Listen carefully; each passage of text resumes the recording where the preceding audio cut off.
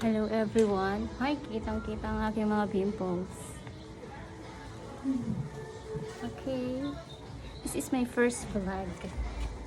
And this is my outfit for today. O, diba, taray? Ayan. Kita mo ang mga rashes. Kailangan takpan.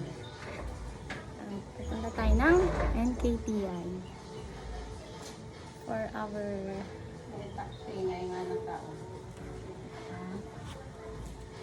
para magpa H. pylori antigen test. Ano? Para may balakubak ako. Lakad na kami. Palabas na kami ng street namin.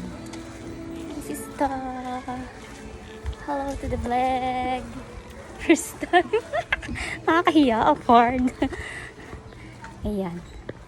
Papakita ko sa inyo kung ano yung mga dinadaanan namin.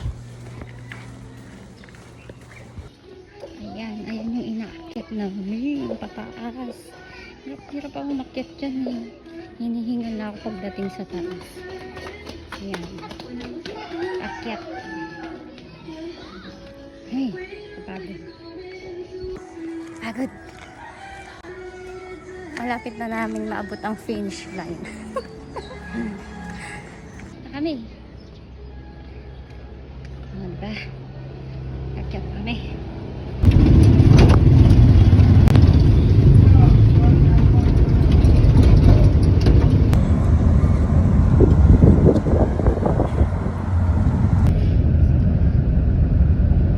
Ito na kami sa NKTI.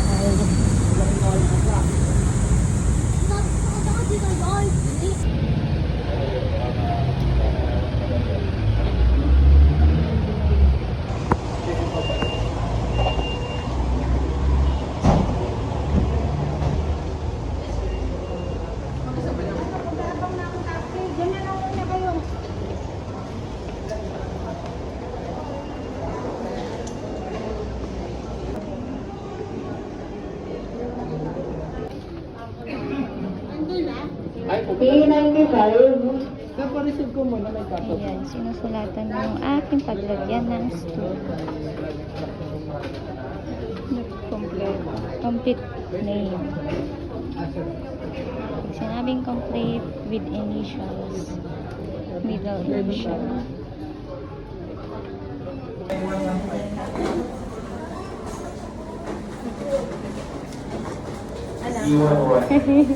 Stop lang. Balik lang ID results mo doon. Ayan, sige. Kakain na.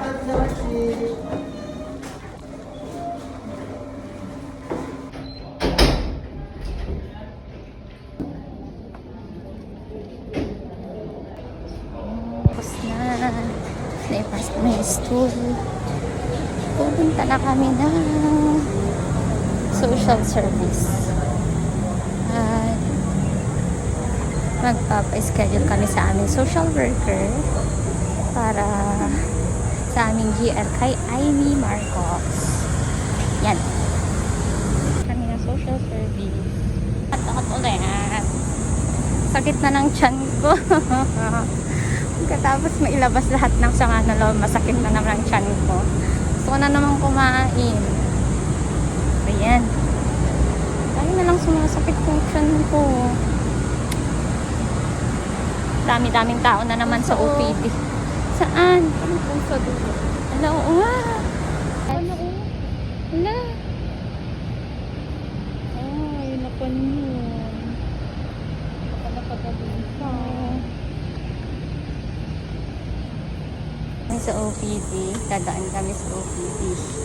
Ay, dami na namang tao.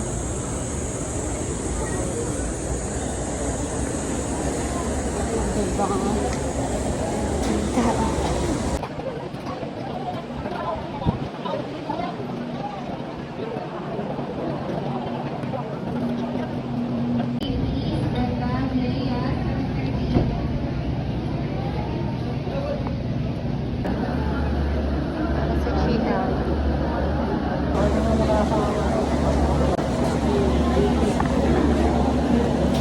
Kasi, siya ng parang sa requirements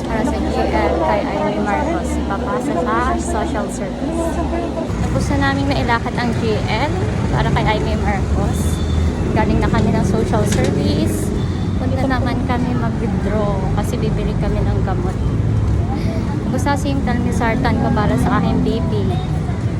Eh, medyo mahal pa yun. Kaya EGL ulit namin mamaya dito sa tawag tan sa bilihan dito ng gamot sa NKBI.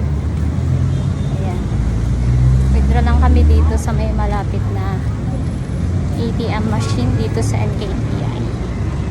Kitang kumano pa ito. Nagutom kami. Nagmakto kami. Ito yung order ko. Malaki.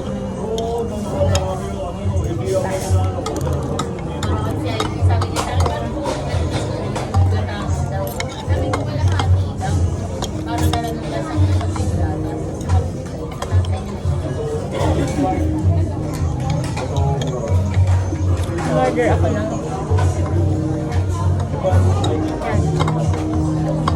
tapos kapatid ko naman ito bawal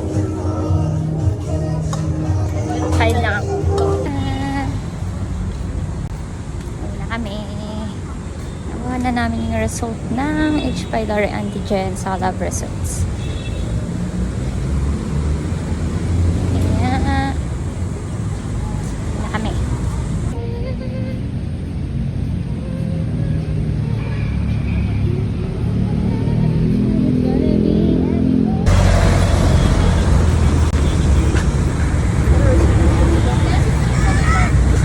Tingnan nyo naman, oily. Rashes naman, kitang-kita. So, andito na din yung mga results ko. Ang pinagawa kong results is, ito. Ay, hindi pala kita. Sabihin ko na lang. Calcium, Crea, CBC, albumin, potassium, sodium, and yung H. pylori antigen, which is kinukuhanan ako ng stool. Ayan. Ang presyo nito lahat is 4,350. Pero sa GL namin, nag-GL kami. Kasi wala kaming cash. Wala kaming pera. Tapos, naglakad na din kami ng aming yan, GL from Senator Aimee Marcos. Ayan. Bali, pag si Aimee Marcos, hindi kami dumadaan sa may ang tawag doon sa malasakit. Doon kami sa social service mismo. Sa social worker. Social worker ang nagpa-process nito. Galing sa kanila tong yellow paper. And meron siyang expiration hanggang December. Ayan, pakita ko na sa inyo yung aking results. Ang aking results, albumin is 41. So, nasa ang reference range niya is 30 to 50. So, nasa normal lang siya. Calcium, 2.38. Hindi ko alam kung paano reference nito. Hindi ko alam kung nasa low siya. Masyado ata siyang low. Ayan, reference, ito pala. Masyado siyang mababa. Dapat mag-calcium pa ako. Kaya tataasan ko pa ng dosage ko ng calcium. Masyadong mababa. Ang baba ng calcium ko? Or ito palang result 9.5 adult. Okay lang pala. Nabahan naman ako. Crea 542. Syempre, yan talaga makikita mo sobrang taas. Kasi dapat point lang. EGFR, hindi ko alam kung paano tong EGFR, paano tignan to. So yan ang result. Siguro 8% na lang ang aking kidney function. Potassium naman, ayan, 3.90. Di sakto lang, nasa normal reference. Pero last laboratory ko, mataas eh. Pero ngayon normal na siya. Okay, so sodium naman, 140. So, ang reference is 136 to 145. So, nasa normal pa rin. Then, syempre, ang titignan lang natin dyan, alam natin is yung RBC count is 4. So, ito siya, ang reference range na. Hemoglobin, yan. 125. So, nasa normal lang siya. Kaya isa-isa lang ang epo ko. Isa-isa per week.